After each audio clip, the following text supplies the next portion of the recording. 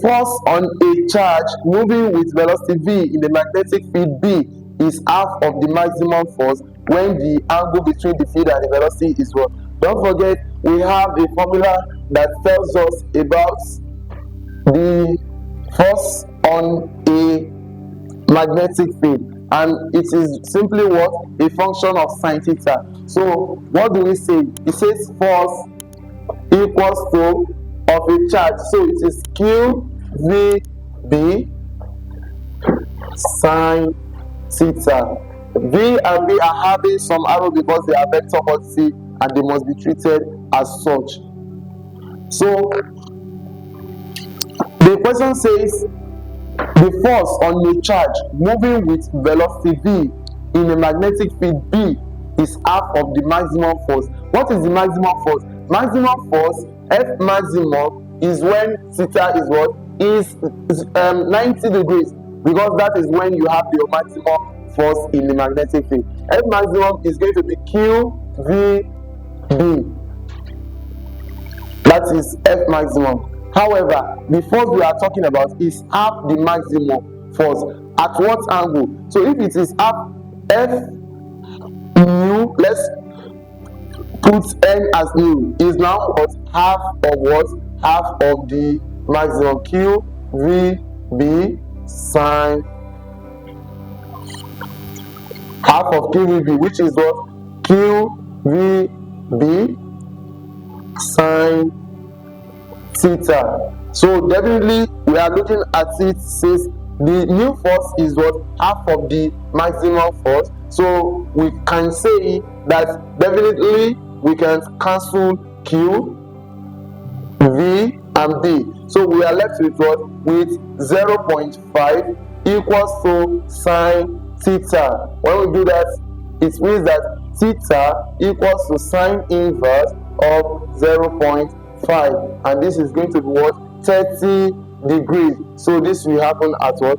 At 30 degrees. Next, that is option A. Next, 102. A generator manufacturing company was contracted to produce an AC dynamo, but inadvertently produced a DC dynamo. To correct this error, what do we do? You know what a dynamo is? A dynamo is like a what? Is like a generator. But when we say a dynamo, we mean it can never be a DC. So it's supposed to be AC. But they did mistake. They went to produce what? They went to produce AC. They were contracted to produce AC dynamo. They went to produce DC dynamo. What's the only difference? The only slight difference between AC dynamo and DC dynamo is what? The split ring and the slip ring.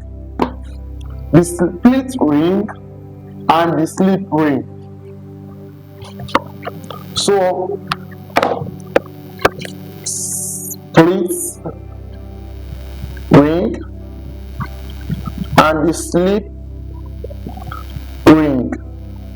However, the split ring are used for DC only, and the slip ring are used for AC only. So somebody that has inadvertently produced DC instead of AC only need to do what? Only need to change the split ring into slip ring. So you will have to change this, move this up. That's all. Change this, remove the split ring and make it what?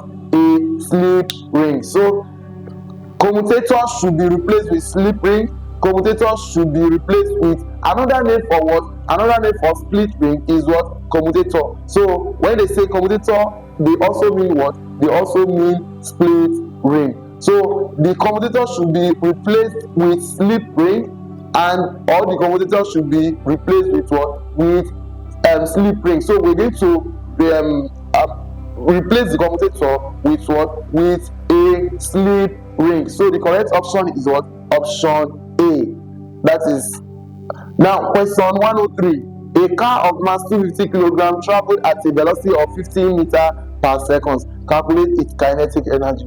We all know that kinetic energy is what? Is half mv squared. So kinetic energy, Ke,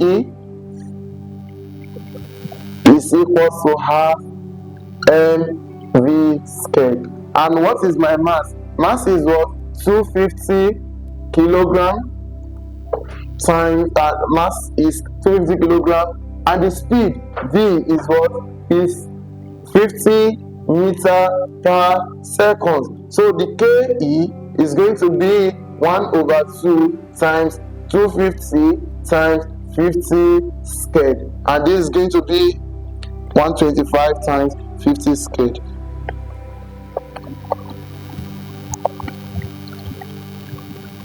And this is 312,500 joules. So ke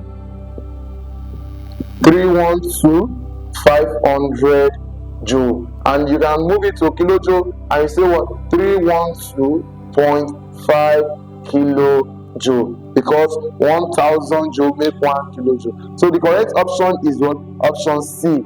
Next, 104. Potential and kinetic energy.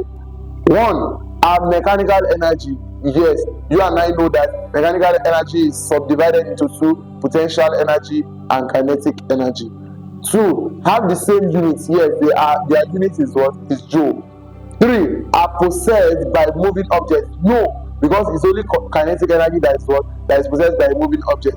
Potential energy is possessed by what? By virtue of position of the body. So it's only 1 and 2 that are correct. So the correct option is 1 and 2 only. C, which is the correct option. Next, 105. A plane inclined at an angle of 30 degrees to the horizontal is 80% efficient. Determine the effort required to push a load of 200 Newton along the plane. So let's quickly take a look at that, and it's about is on meshing. The problem is on meshing. So we are told that what the theta, the angle of inclination theta, equals to what? 30 degrees. What does the angle of inclination tells us? It tells us about what? About the velocity ratio, and we can say velocity ratio equals to 1/sin theta, which is what? 1/sin 30 degrees, and this is going to be what? 1/0.5, and this is velocity ratio is going to be 2. And we also know that our efficiency is what? 80%, and we are going to get our what? Our mechanical advantage. So mechanical advantage, don't forget, efficiency is what? MA/VR times 100%. So our MA becomes efficiency times VR all by 100%, all by 100, and this is going to be 80 times our VR2 all over what? 100, and this is what? 1.6. So our mechanical advantage is what? 1.6. However, we are still not done yet, because our load is 200 Newton. We are looking for effort. The same mechanical advantage is what? Is load by effort. So MA is load by effort. So looking for effort is as good as having L divided by what? By MA. And this is going to be what? Our load is 200 Newton. So 200 Newton divided by 1.6 will give me the effort, and this is simply 125 Newton. So the correct option is option C, 125 Newton. Next, question 106. A heater rated 80 watts was used to boil some quantity of water, initially at 25 degrees Celsius for 35 minutes. Calculate the mass of water boiled, and the specific capacity of water was given as 4.2 times 10 raised to power 3 joule per kilogram per Kelvin. Let's take a look at this. When you have your heater and it is used to heat anything, the quantity of heat generated by the heater is equal to the quantity of heat gained by that substance you use it to boil. And here we are thinking of water in this sense, but we have the heater that is rated by power of what? 80 watts, and it was used for what time? For 35 minutes. However, this 35 minutes has to be what? Converted to seconds, and as such, we are going to have what? 35 by 60, and this is going to be 2100 seconds. Then don't forget that energy is equal to power times time, and this is going to be 80 times our time, 2100, and this is going to be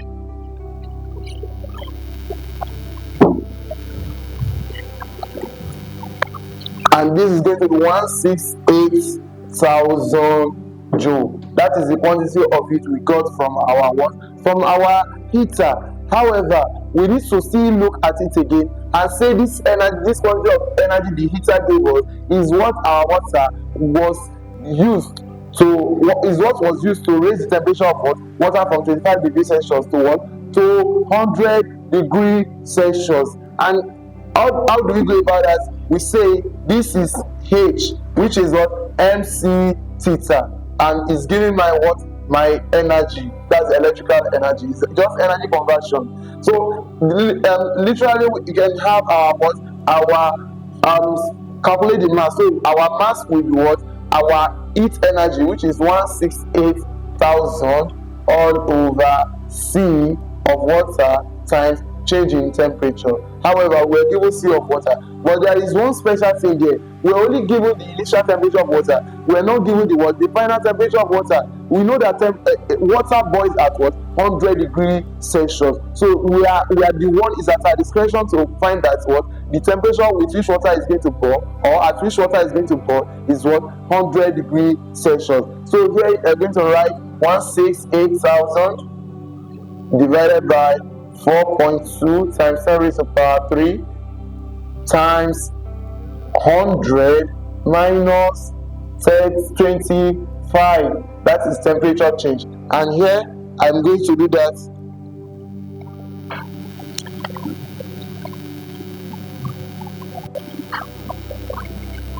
And the answer is 0.53 kilogram.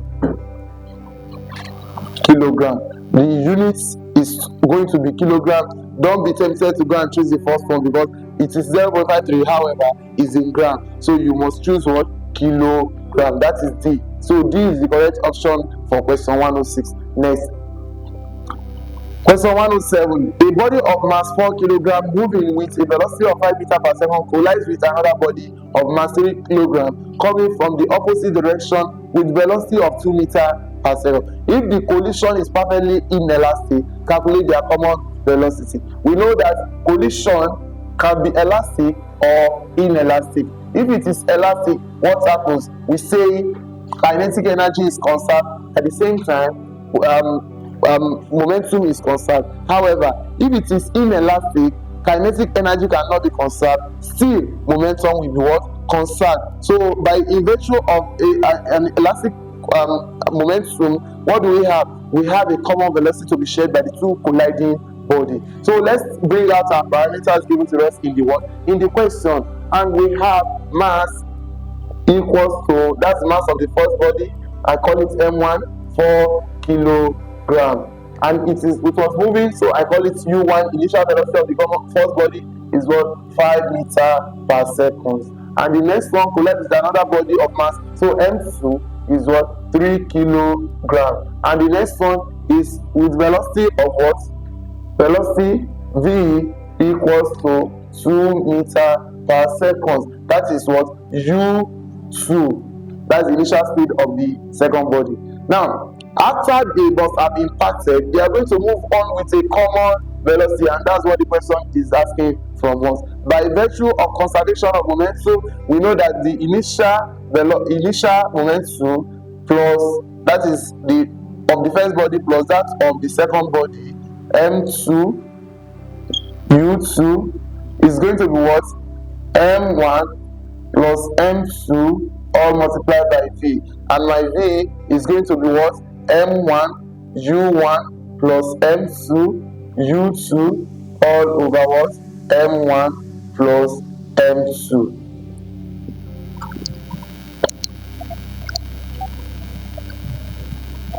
So this is going to be M1U1 is 4 times 5 plus M2U2 3 times 2 all by 3 plus 4 or 4 plus 3.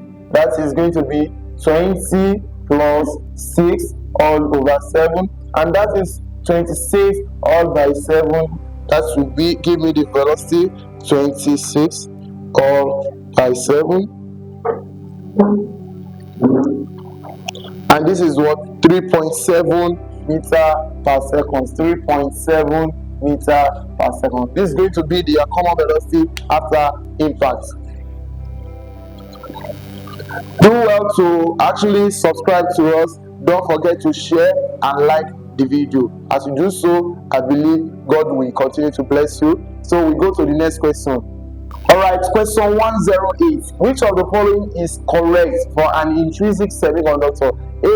The pure semiconductor is doped. No. B. The pure semiconductor behaves like a conductor. No. C. The impure semiconductor conducts in a reverse bias only. No. D. The pure semiconductor has a negative temperature coefficient. Yes, that is the correct option, because all semiconductors have negative temperature coefficient. In a nutshell, what is negative temperature coefficient? It means that what their resistance decrease with increase in what? In temperature, and that is something that all semiconductor, whether pure or impure, exhibit.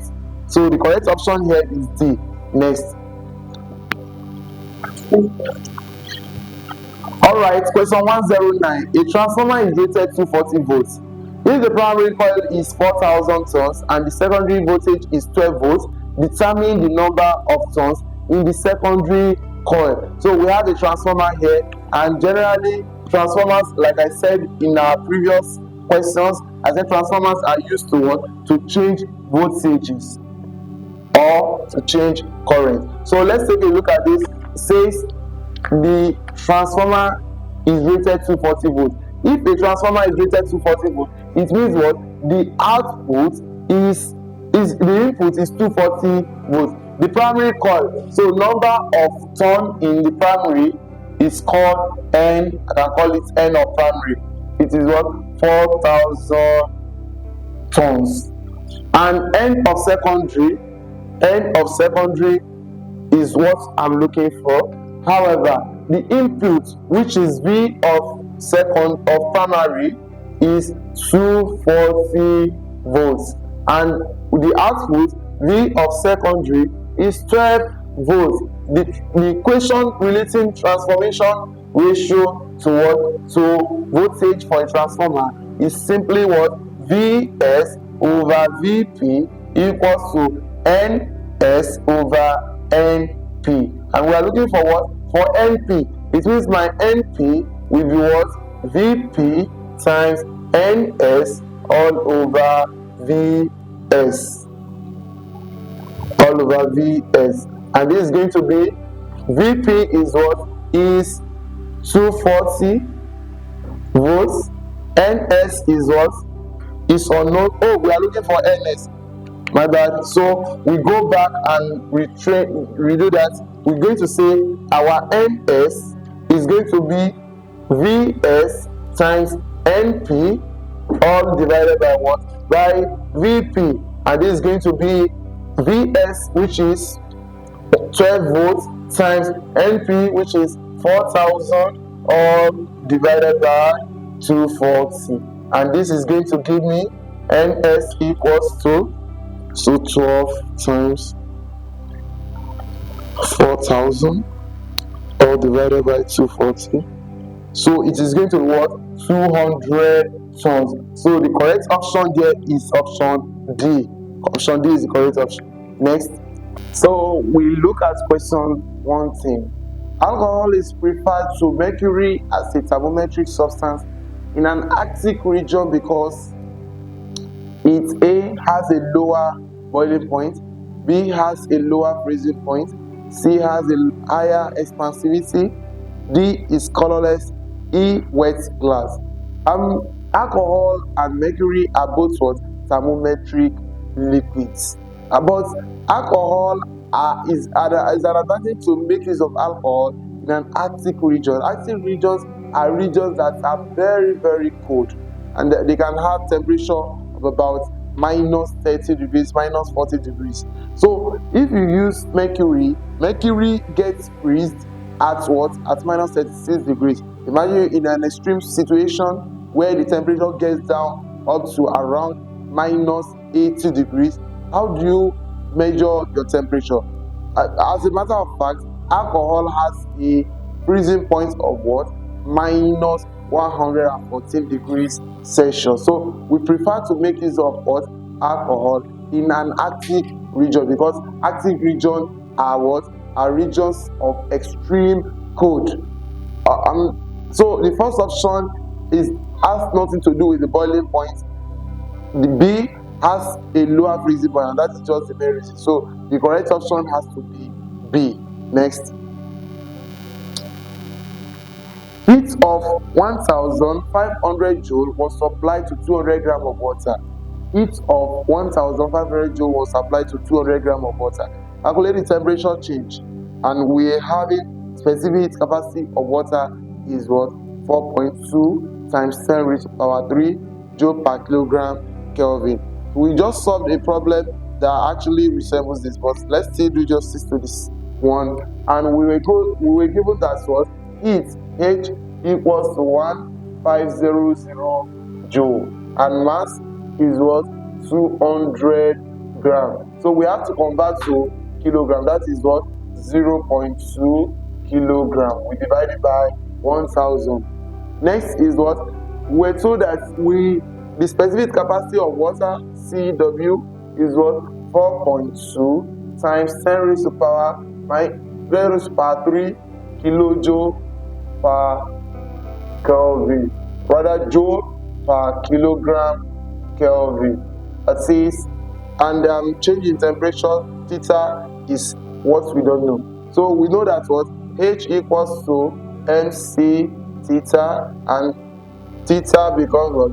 H over mc, and this is going to be 1500 all over mass, which is 0.2, times specific capacity of water, which is what?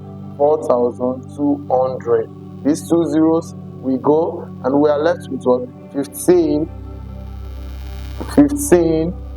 divided by 8.4. And with this, if we press on our calculator, we're going to see 15 divided by 8.4, and the answer is going to be what? 1.78, approximately what? 1.78 degrees Celsius, which is what? Approximately 1.8 degrees Celsius. With this, we know the right option is going to be what? It's going to be option B. Next, please. Question 112. The boiling point of a liquid is affected by what? The boiling point of a liquid is affected by A, its density, B, its exposed surface area, C, surrounding humidity, D, surrounding pressure, E, surrounding temperature change. The only thing that affects the boiling point of any liquid is what? Is its surrounding pressure. We have said in the previous questions that what? When you talk of boiling point, the temperature at which the what? Saturated vapor pressure of a liquid is equal to what? The atmospheric pressure. The atmospheric pressure has to talk about what? The pressure in the environment. So the right option here is G. This is the right option for 1112. Next. Question 113. Which of the following phenomena explains the formation of rainbow in the sky? A, reflection. Rainbow, has nothing to do with what? Reflection. So that automatically strikes it out. But refraction, yes, refraction of light causes rainbow. Dispersion, yes, because white light is what? Is dispersed into its what? Its constituent. Total internal reflection, yes, because that is when what? When your critical angle must have been what? Must have been reached. That is when you have dispersion. But because of reflection, option A is out of the possible options that are correct. B, refraction, polarization, diffraction.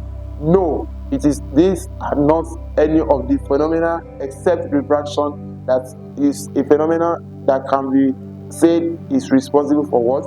For formation of rainbow. C, total internal reflection, yes. Refraction, yes. Polarization, no. It is not polarization that is responsible. D, refraction, yes. Dispersion, yes. Total internal reflection. So D is the right option that is responsible for the formation of rainbow. Next. Question 114. Which of the following devices is used for transferring and storing charges? We have ebonite rod. Ebonite rod can be used to what? Transfer charge, but it cannot be used to do what? To store charge. That is it. So B, electroporous. Yes, electroporous are used to do what? To transfer charge, at the same time to store charges. They are used to transfer charge, at the same time store charges. C, electroscope. Electroscope are used generally to do what? To check charge or to know the type of charge in the body. So we don't use it to store charge. So it is not an option. Lightning conductor. Lightning conductor is only used to do what? To transfer charge, but not to store charge. Proof plane, the same thing. Proof plane is not used to do what? To transfer charge. It is the correct option is what? Is an electroporous. Electroporous is the right option B. Next. 115. A radio station broadcast at a frequency of 150 kilohertz. If the speed of the wave is 3.0 times 10 raised to the power 10 meter per second, calculate its wavelength. So we quickly take a look at that. We're given that a radio station travels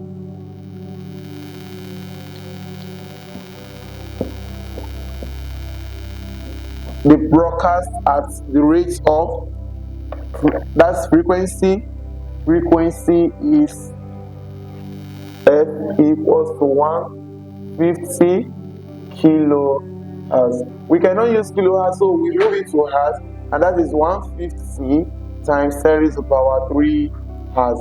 That is going to be the standard. And we're told that what? If the speed of wave V equals to what? Equals to 3.0 times 10 raised to the power 8 meter per second. Then calculate its wavelength. What is wavelength? Lambda. Lambda is what we don't know, but the formula connecting the three of them is what? V equals to F lambda, and as such, lambda equals to V over F. With this, we can say that our wavelength is going to be what? Velocity, which is 3.0 times 10 raised to the power 8, then divided by my frequency, which is 150 and times 10 raised to the power 3. If you do this with your calculator,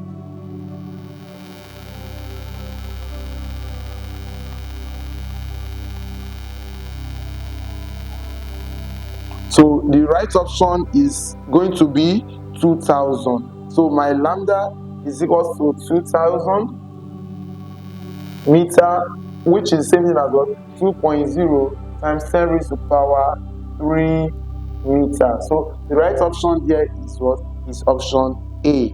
Next.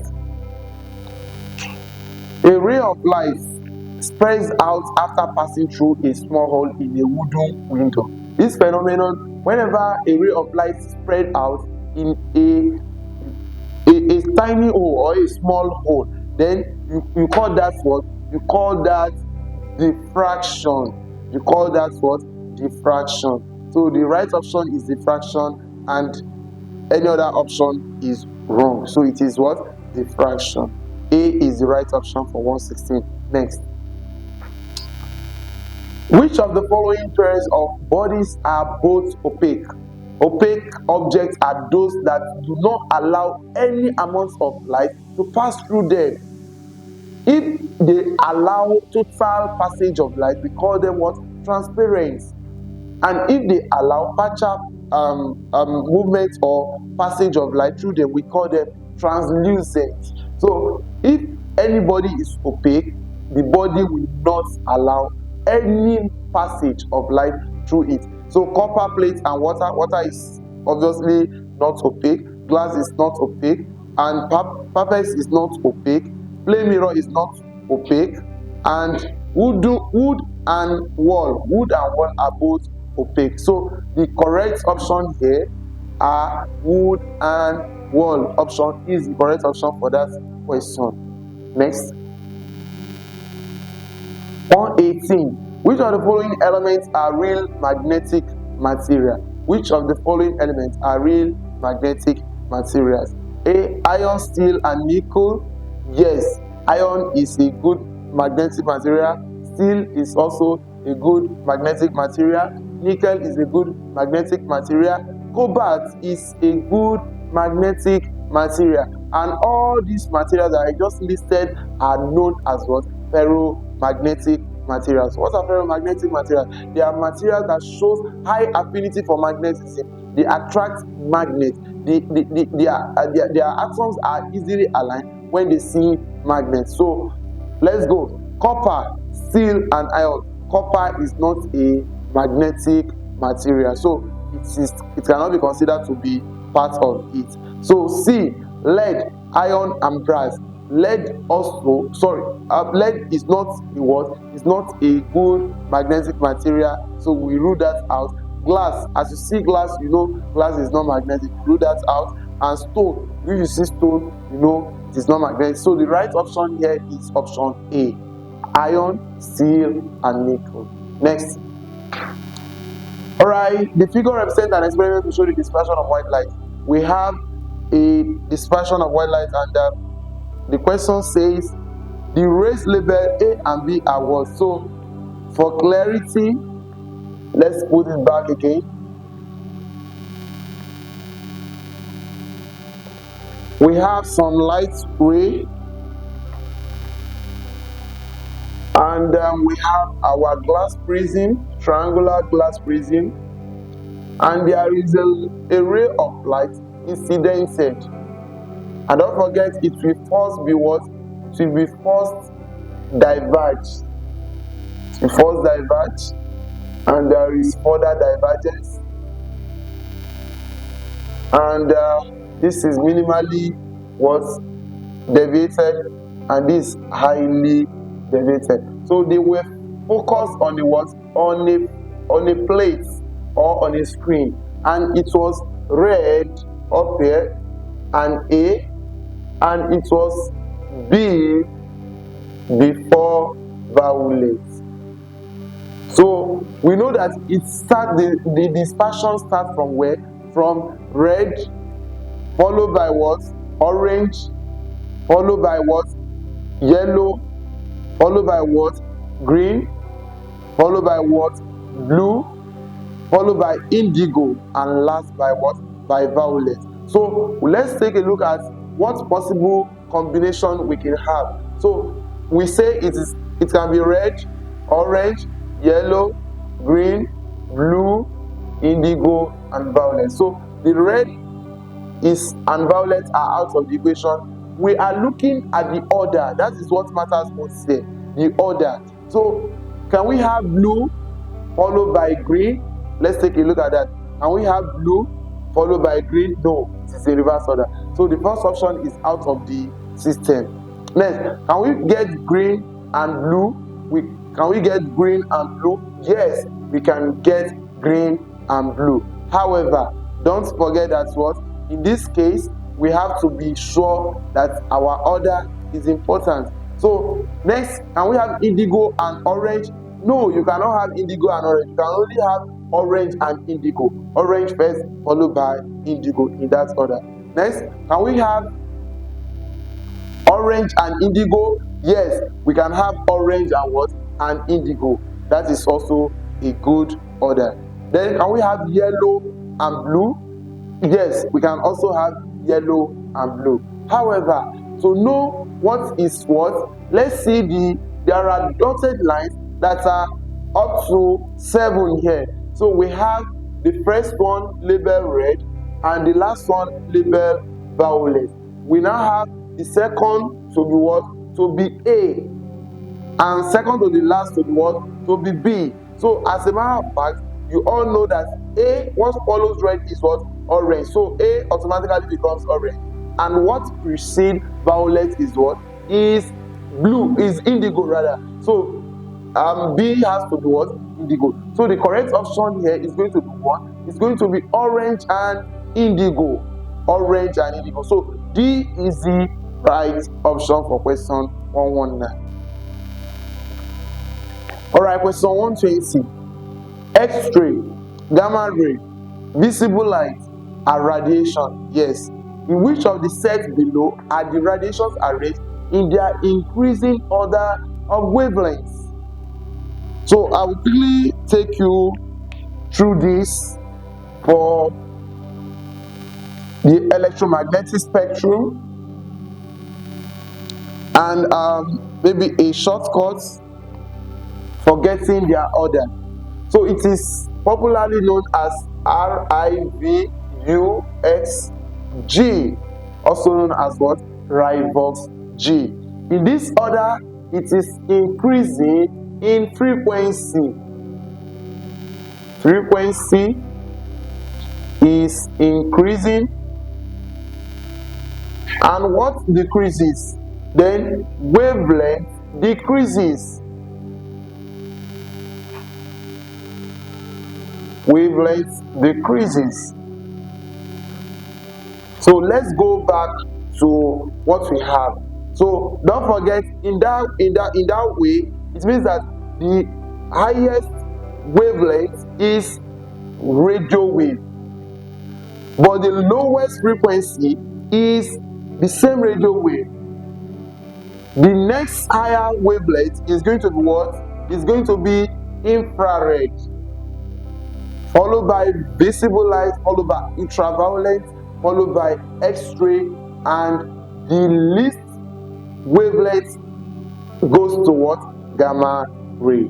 So if it has to do with what? The increasing order of wavelength, I think gamma ray has to come first because it's the least. So the only option we're going to check are either option A and B, because C, D, E, they do not start with gamma ray. So we are going to discard such an option. Okay, let's take a look at option A again. Gamma ray followed by visible light. Is it like that? Gamma ray followed by visible light? Yes. Followed by what? X-ray? No, because it's gamma ray, X-ray before visible light. So option A is completely not going to be the correct option. And definitely the correct option is going to be option B. But let's verify that. Let's verify that. Is gamma ray followed by X-ray? Yes. Followed by what? Visible. This is correct. That is in the order of what? Increasing wavelength. The highest wavelength out of those three is what? Is visible. Followed by what? Followed by X-ray. And the least of them is what? Is gamma ray. Do not forget that the wavelength of an electromagnetic wave is a function of its penetrating power. So an electromagnetic spectrum that has lowest wavelength is the most powerful, and those ones with a larger wavelength, they are less powerful. Please do not forget that. Next, question 121. Hypermetropia is an eye defect corrected by the use of what? Hypermetropia is also known as what? As long-sightedness. When you have a case of long-sightedness, then the images are formed just behind the what? The retina. And to bring that back to in front of the retina, you have to use what? You have to use a converging lens. A converging lens will correct hypermetropia. So the first option is the correct option. A. Next. 122. On a hot day, when the temperature was 41 degrees Celsius, the speed of sound was observed to be 360 meters per second. What will be the speed of sound on a day when the temperature is 200 degrees Celsius? And there is a formula for that. Variation of speed of sound. We have speed V1 all by V2 is equals to the square root of T1 all by T2. However, this temperature is the what? Is the absolute temperature, not the degree Celsius temperature. So you cannot use just the degree Celsius temperature with this formula. It will not work. So you have to convert all your temperature given to you to absolute Kelvin temperature. So the first temperature is T1, which was given as 41 degrees Celsius, which is equal to 273 plus 41 in Kelvin, and this is going to be what? 314 degrees Kelvin. That's the first one. The second temperature is what? T2, which is 200 degrees Celsius, and that is what? 273 plus what? 200 in Kelvin. This is going to be what? 473 Kelvin. And do we have our V1? Yes, V1 is what? Is 360 meter per second. So we are looking for V2. V2 is what we don't have, what we don't know. So to get V2, we use the formula. So we say V2, so V1 over V1 is rather 360 all by V2 is equals to square root of T1, which was 314 all by 473. And when you take a look at this, we can use our calculator, and we have 314 divided by 473 square root of answer. It means that what?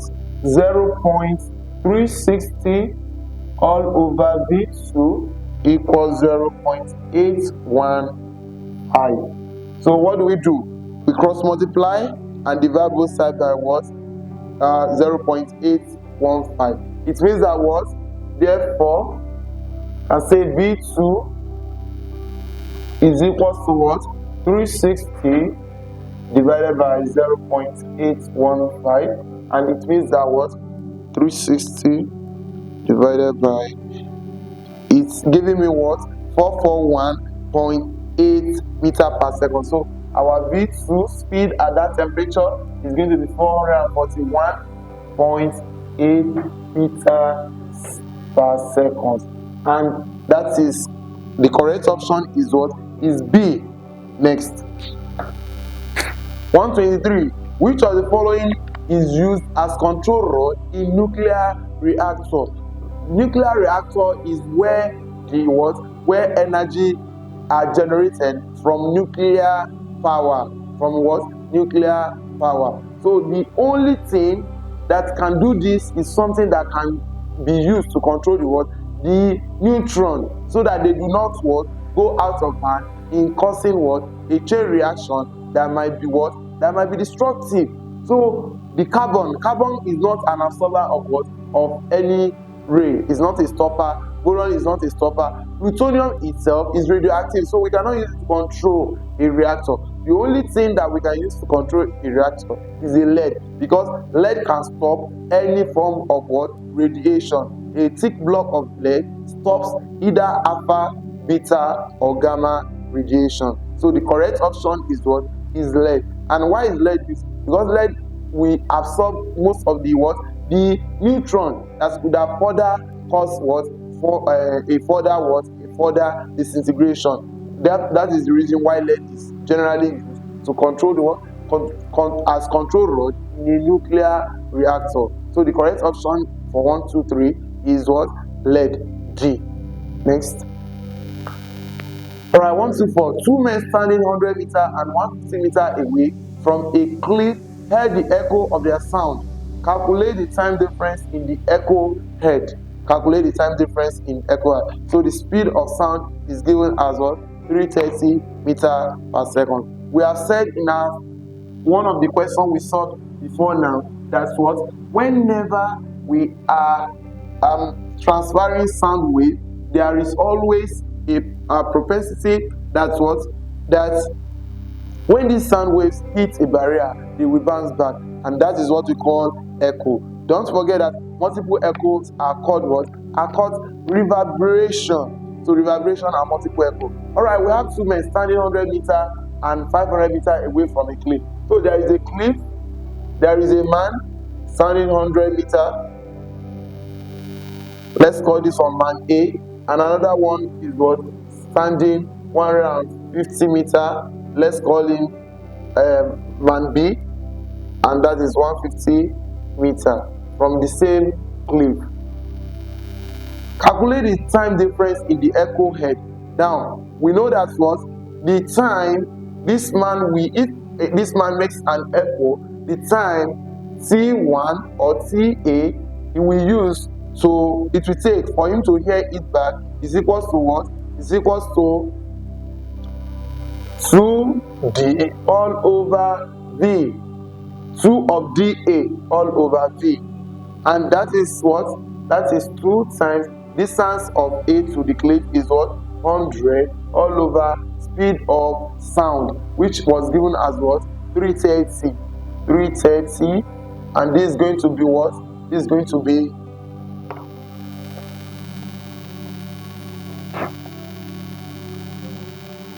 0.606 meter, so rather seconds, because it is time. TA is 0.606 seconds. In the same way, for the person B, TB will be the time it will take him to do what? To get a feedback from a cliff having made a sound wave, and this is going to be what? 2 of dB all over what? All over the same speed, because speed of sound is constant at that point. So we're going to say 2 times 150 all over 330, and this is going to be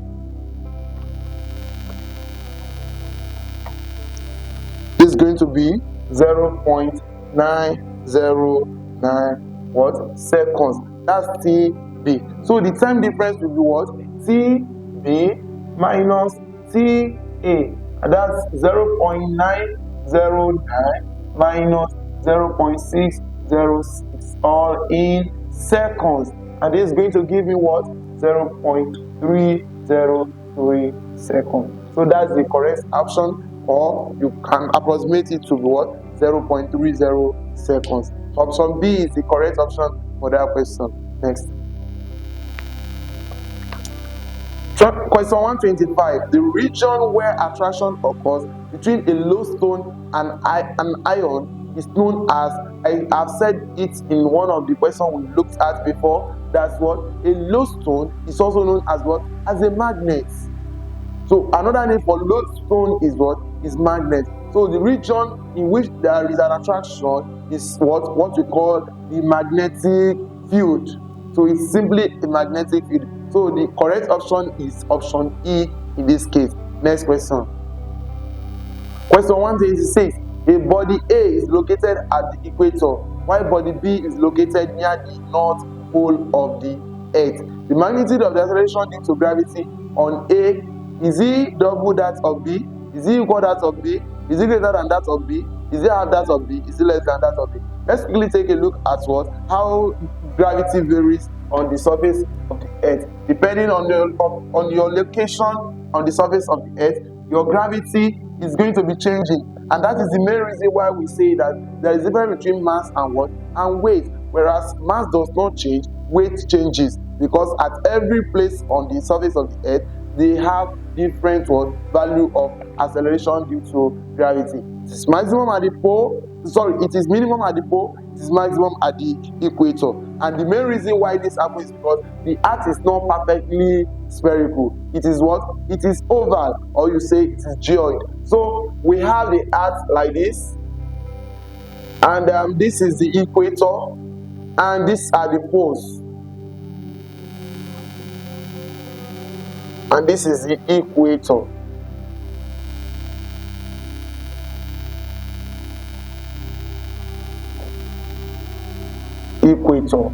So the acceleration due to gravity here is maximum, and it is minimum at the what?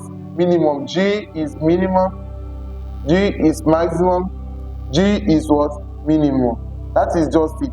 They are minimum at the what? At the poles. And they what? They try to increase as a body, somebody is moving from the pole towards the equator.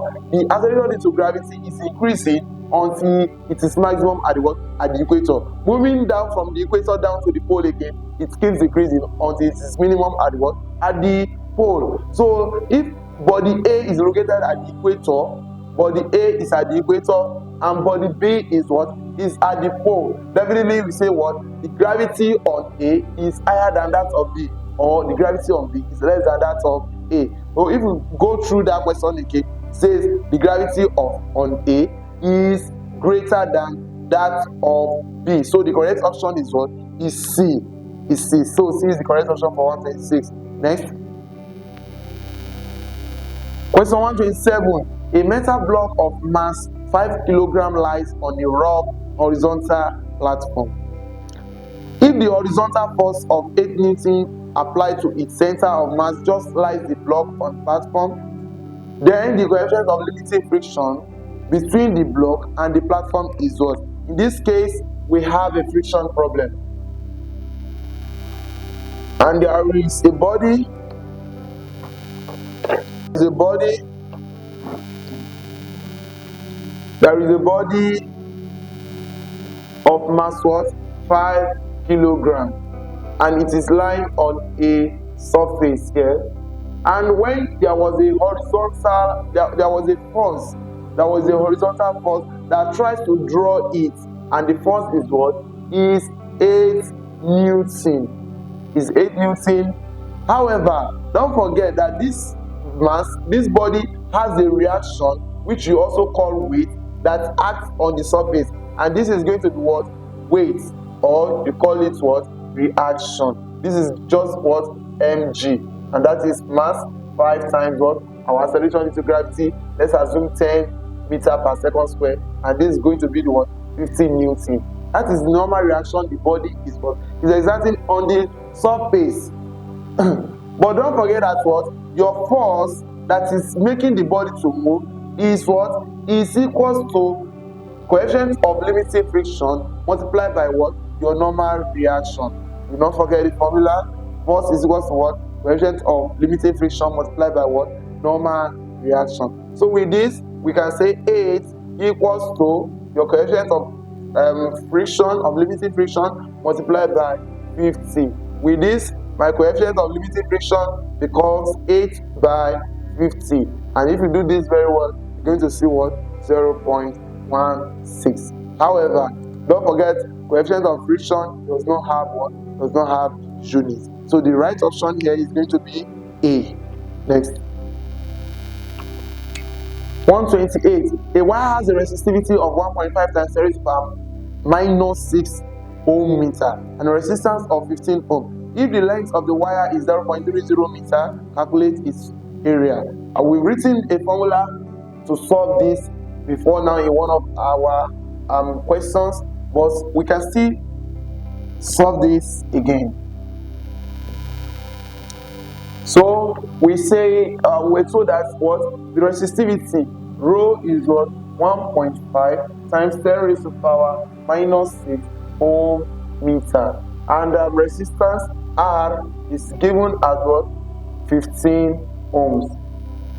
The length of the wire is given as 0.30 meter, and we have to look for the what? Area. That is our question. However, we know the interrelationship between all of these small parameters. That's what? Your resistance is what? Resistivity times length all over what? All over area.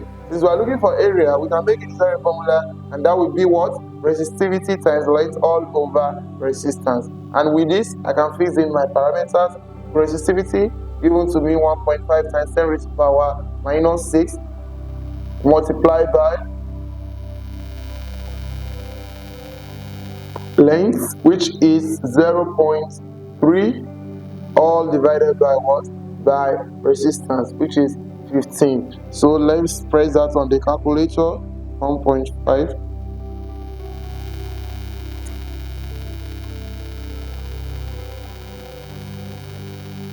to power minus 6 times 0.3 divided by 15. So I have 3.0 times 10 raised to the power minus 8 meter squared. So let's take a look at the correct option here, and that is what? That is D. So this is the correct option for question 128. Let's 129. The photocell works on the principle of the what? The photocell works on the principle of the what? What is a photocell? A photocell is a cell that connects or that generates our electron, or that generates current whenever there is what? There is incidence of light on it. And major application of a photocell is in what? Is in the airport or automatic door switching. Those are the two major applications of photocells. So how do they work? They actually work on what? On the principle of what? Photoelectric emission. So voltaic cell, no. Emission of electrons by incident radiation, that is just a definition of what? Of photoelectric emission. That is B. So emission of electrons. But let's still take a look at other options. Emission of proton, no. Proton is never emitted whenever there is what? There is incidence of electron. D, photographic plate, that's just out of it. So the right option is option B, emission of electrons by incident radiation. Next, question 130. The magnetic field pattern around two biomagnets is represented in this figure, and you can see the figure. The correct position of the neutral point is or are what? So the neutral point is the point at which a point charge placed at that point will feel no net effect from the what? From the magnetic field. And one of the questions we saw today, we have looked at what? At one of it. And I've described how it works. So at what? At a magnetic, at the neutral point, there is no what? The body, the point mass is just at the middle of the like post, and it will not feel any attraction. And the only place you can have that with this is what? Is at region 3 only. Only at region 3. So that is the only neutral point. So the only answer here is option C, which is 3 only. Next. Alright, question 131. Which of the following factors will affect the magnitude of the induced current in a solenoid? Which of the following factors will affect the magnitude of the induced current in a solenoid? A, direction of motion of the magnet. The direction of motion of the magnet will not affect the what? The magnitude. It only affect the what? The direction of the field. So it is not an option. Nature of its coil. It also will not affect what? Will not affect the magnitude. The nature of the coil will not affect. C, number of turns of its coil. Yes, because one of the experiments Faraday conducted on electromagnetism was that when he discovered that if you increase the number of turns of the loop on the what? On the solenoid, the magnitude of the what? The induced current will increase, and vice versa. So that is a very good option and the correct one. So the correct option we say is option C, number of turns of its coil. Next, 132. Figure 3.5 represents an electric circuit, electric motor. So it is an electric motor. The part label A and B are what? Let's ask ourselves, what are electric motors? Electric motors are the motors that you give them in, they take in electrical what? Electrical energy, and they give out what? Mechanical energy. So if you supply them with what? With electrical energy, they start to rotate. And at that, they have to do what? They have to have one thing, which is what? Which is slip ring. Which is what? Slip ring. Because the slip ring is changing the what? The rotation. So it needs a slip ring, and every electrical motor have carbon brush. So we are looking forward to something about slip ring and carbon brush, whether at A or at B. We need two things: slip ring and what? Carbon brush. So the correct option is what? Option C, slip ring and carbon brush. Split ring are only for what? Only for DC motors. So since it is an electric motor and the input is an AC, is a DC, so you need something that will be varying the what? The magnetic, the change in current. So that is why it must use what? Slip ring and carbon brush. Next. 133. The peak value of an alternating current is 3.2 amps. What is the RMS value? Root mean square value is like the mean value of a current, whereas the peak value is the maximum value of a current. So when the relationship between the peak value and the root mean square value is that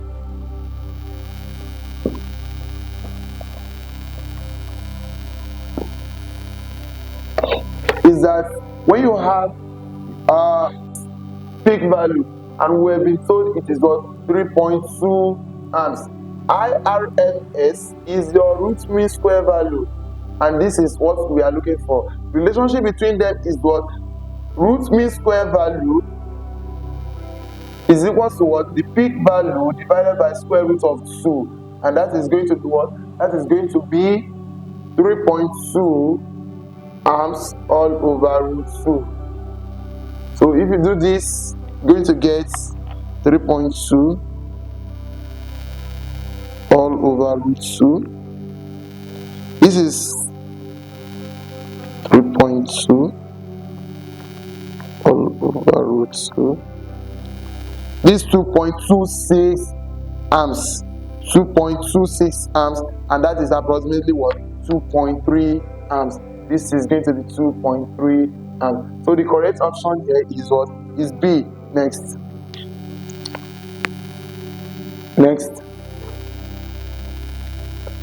A capacitor of 3 microfarad is connected across an AC source of 220 volts, 60 Hz. Calculate its capacitive reactance. So the capacitive reactance we have to calculate.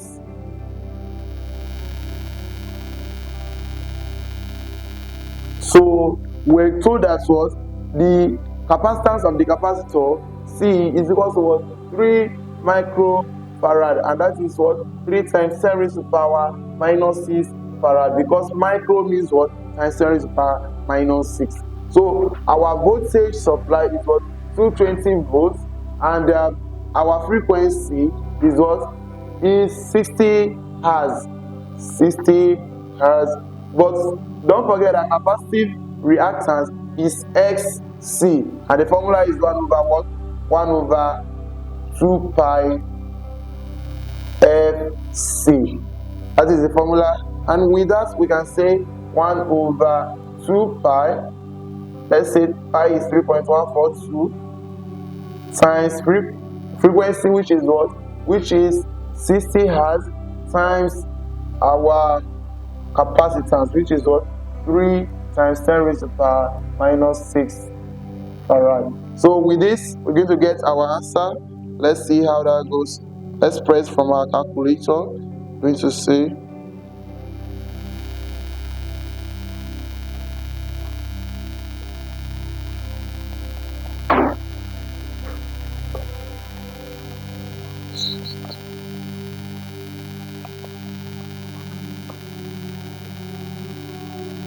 so we have, my answer here is 884.1 ohms. However, I can move it to standard form, then it becomes what? 8.84 times 10 raised to the power 2 ohms, and that's the correct option. Is what? Is option E. Option E, approximately the same with what we have, 8.8 times 10 raised to the power 2 ohms. So that's the capacitive reactance of that. Next. Question 135. Ice and steam, 1, have their molecules closely packed. That is not too correct, because ice have their molecules closely packed, steam have their molecules sparsely impact. So that is not correct. 2. Have weak force of attraction. No. Steam have weak force of attraction. Ice have strong force of attraction. 3. Are made up of molecules. Yes, either ice or steam, they are all made up of molecules. Which of the statements above is or are correct?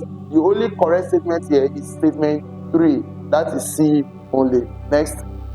136. In which of the following substances is the cohesive force greatest? Diesel, kerosene, mercury, petrol, water. This is literally asking you which one has what?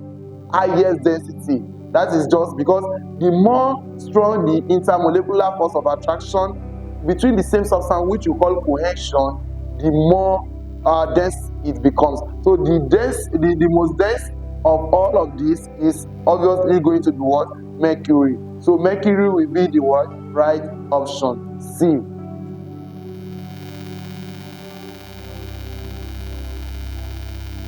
Next, 137. An atom with m protons and q neutrons will have dash electrons.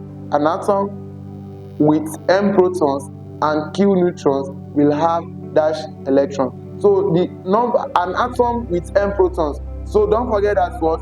Atomic number, atomic mass, and neutron are all related together, because atomic mass is what? Is proton plus what? Neutron. And the same proton is the same thing as what? As your electron. So let's take a look at the question again. An atom with m protons and q neutrons. M protons,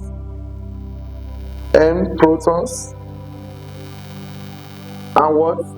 And q neutrons will have dash electron. The number of electrons is also the same thing as what? The number of protons. So it will have m electrons, as simple as that. So that is A. A is the right option for that question 137. Next. Question 138. Two radioactive elements, A and B, have half-lives of 5 and 10 days respectively. So we have two radioactive elements, and let's say this is A, this is B. So for A it is 5 days, for B it is 10 days. If they started off with the same number of atoms, so let's say they started off with the same number of atoms, let's call it N number of atoms. The ratio of the number of the remaining atom of A to that of B after 20 days is what? So let's see what remains of A after 20 days. The first half-life of A will take 5 days. So it's at 0 time, it starts off with N. After the first 5 days, it has what? N over 2 left. After the next 5 days, it has what? That is after 10 days, it will have what? N over what? 4 left. After another 5 days, that is after 15 days, it will have N over 8 left. After the last 20 days, that is, it will have what? N over 16 left. For this one, after the first, at 0 time, it will have N. After the first what? 10 days, it will have what? N over 2. After the next 10 days, that is after 20 days, it will have what?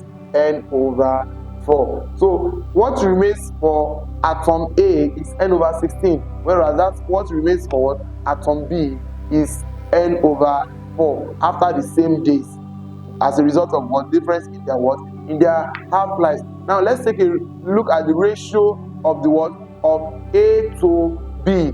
Ratio of A to B is what remains for A after 20 days over what remains for B after the same 20 days. And this is literally going to be equals to N by 16 multiplied by 4 all over N. N cancels N, 4 here 1, 4 here 4. And the answer is going to be 1:4. So the correct option is going to be 1:4, and that is option B. Next. Question 139. In the dispersion of white light, which of the following is most deviated? The most deviated in the dispersion of white light is always violet. The least deviated is what? Is red. So the correct option is what? Is C. Correct option is C. 140. Calculate the minimum photon energy required to liberate an electron from a metal surface with frequency of 4.4 times 10 raised to the power 14 Hz. Takes plus constant to be what? 6.6 times 10 raised to the power minus 34 joule seconds. So let's take a look at that.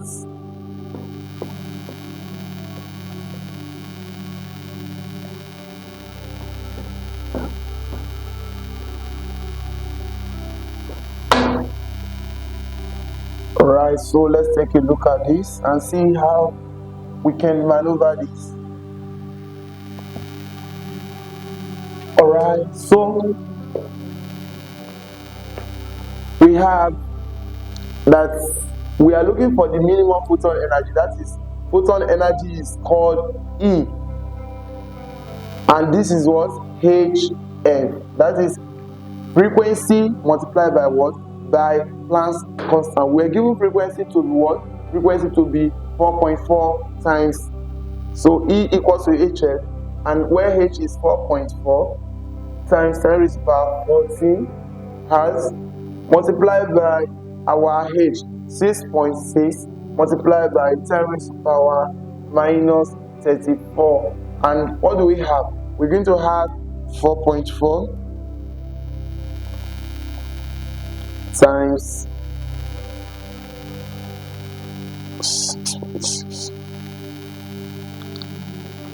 That is 2.9 times 10 raised to the power minus 19 joule. That is the energy. So the correct option here is going to be what? Is going to be D. So the correct option is going to be 2.9 times 10 raised to the power minus 19 joule. Next. 141. Which of the following pairs of phenomena both explain the wave nature of matter? So matter can be explained. The wave nature of matter is explained by those phenomena that has to do with what? Wave. Absorption and polarization is only particle that absorbs, so it is not part of it. Emission and absorption is only particle that can absorb. We still remove that out of that. Interference and photoelectric effect. Photoelectric effect is what? Is particle nature of wave. Particle nature of wave. So next, the refraction and Compton effect. Because Compton effect also deal with what? Particle nature of wave, we cannot consider that. The last option says reflection and electron diffraction. Yes, these are all wave nature of matter. Because reflection has to do with what? With bouncing back of a wave whenever it encounters a barrier. Whereas diffraction means what? Spreading out of a wave whenever it leaves a barrier. So the right option is going to be what? E for 141. Next. Question 142. The solar panel is a device for converting, solar panel converts what? Light to electrical energy. That is what it does. It does not convert it to electrical energy, but only light it needs to convert to electrical energy. So the correct option is light energy to electrical energy, which is option B. Next. 143. It is impossible to determine the momentum and velocity of a body simultaneously. This statement is popularly known as what? Heisenberg uncertainty principle. Heisenberg uncertainty principle, and that is going to be C. Heisenberg uncertainty principle is the correct option here. Next. Question 144. The cathode of Leclanche cell and a nickel ion, the NiFe means what? Nickel ion accumulator, are made up of. For Leclanche cell, the cathode is made up of what? Is made up of carbon, whereas the anode is made up of what? Zinc. I repeat, for a Leclanche cell, the cathode is made up of carbon, whereas the anode is made up of zinc. Whereas for a Leclanche cell, the cathode is made up of iron, whereas the anode is made up of nickel. So the correct option is what? Carbon for the Leclanche cell, then iron for the what? For the nickel ion accumulator. So the correct option is A. A is the correct option. Next. 145. An electric motor can be converted to a DC generator by what? When you have an electric motor, you can convert it to what? To a DC generator by simply what? By simply rotating it. An electric motor can be converted to a DC generator. Now let's see. 1. Connecting a battery to it. If you connect a battery to an electric motor, don't forget what an electric motor does is what? Whenever you give it electricity, it changes to what? To it changes it to mechanical energy. B. Increasing its magnetic field. It has nothing to do with that. C. Increasing the number of turns in its armature. It also has nothing to do with that. D. Making the armature rotate. Like I said, if you rotate an electric motor, it becomes a what? A DC generator. So the correct option is what? Is D. Making the armature to rotate. Next. So the next question, 146. A transformer has 300 turns in the primary coil and 100 turns in its secondary coil. If the primary coil is connected to a 240 volt supply, calculate the voltage at the secondary coil. So going to look at this. So we have the number of turns in the primary coil. Number of turns in the primary, P for primary is 300. The number of turns in secondary, N of secondary is 100. We know that if the number of turns in the primary is more than that of secondary, it is automatically going to be what? A step down transformer. Okay, let's see. If the primary is connected to a 240 volts, so voltage of the primary is what? 240 volts. What of the voltage of the secondary? We do not know it. So don't forget the formula for that. We say Vs over Vp equals what? Equals Ns over Np. And that is going to mean that what? Our Vs is going to be Ns Vp all over what? All over Np. With this, we can put in the values, and we're going to have Ns 100 multiplied by Vp, which is what? 240, all divided by what? Np, which is 300. See, this goes, and this is 8, and you have what? Vs equals to 80 volts. So the correct option there is option A. Next. The following are processes that take place at an electricity generating dam. The following are processes that take place at an electricity generating dam. How are electricity generated? How are electricity generated? Electricity are generated in the dam by first doing what? By first damming the flowing water so that we can have pressure gathered together. Then we now do what? We now allow it to do what? To come out so that it can come out with force. What that is just a statement. Water forces itself out through a small opening so that the pressure will what? Will be increased. Then what happens? It then turns a gear system. It turns gear system that turns the dynamo, and the dynamo will now do what? Will now generate what? Electricity. So it starts from what? From first doing what? From the first statement here, say boiling water turns the turbine. It is not just like that. It has to force itself. So it starts with 2, and the only option that starts with 2 is B. So that is just to tell you that the first thing that happens in a what? In a dam, a generating dam, is to first make sure we stop the water, and then we allow it to what? Go through a small opening so that it can have enough what? Enough energy to come out forcefully. And next is, which of the following is a recovery device in a rocket? What are recovery devices? Recovery devices in a rocket, they are devices that can be used to save land the rocket, or in the case of crash, to escape. So the only option here is what? Is a parachute.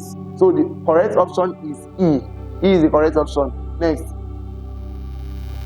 In agriculture, information from Nigeria Sat 1 is used for the following except Nigeria Sat-1 is a satellite that was launched before 2011, because after 2011 Nigeria Sat-2 was launched. But what was it? It was a disaster management monitoring system satellite that monitors disaster, especially in case of what? In case of flooding and other natural disaster. And the only thing you can see that corresponds with the reason why Nigeria Sat-1 was launched is what? Is to study, or rather to predict flooding. To predict flooding, because flooding is a what? Is a natural disaster. So C is the right option there. Next. 150. The odor of a newly painted classroom is perceived by the student through diffusion. That's just it. Because diffusion is the movement of molecules from region of higher concentration to a region of what? Of lower concentration. So the correct option is B.